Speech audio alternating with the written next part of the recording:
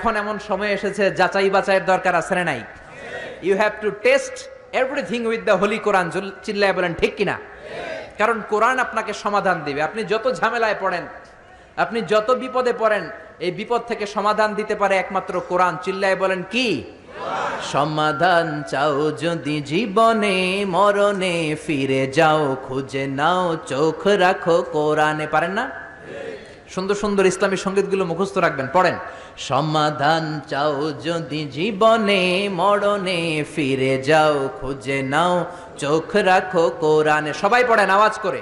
সমাধান চাও যদি জীবনে মরণে, ফিরে যাও খুঁজে নাও চোখ রাখো কোরআনে। If you want a solution this dunya and akhirah, go back, have a look to the holy Quran. চিল্লায় বলেন ঠিক কিনা? এজন্য এই কালিমাগুলো দেয়া যাবে না। কাজল আপনার ছেলেকে বদনজর থেকে বাঁচাতে পারে না। বদনজর থেকে বাঁচাবে কে? আল্লাহ। আপনি সূরা ফাতিহা পড়ে ছেলের গায়ে ফু দেন, সূরা ফালাক পড়ে ফু দেন, নাস পড়ে ফু দেন, আপনার ছেলেকে সুস্থ রাখবে কে?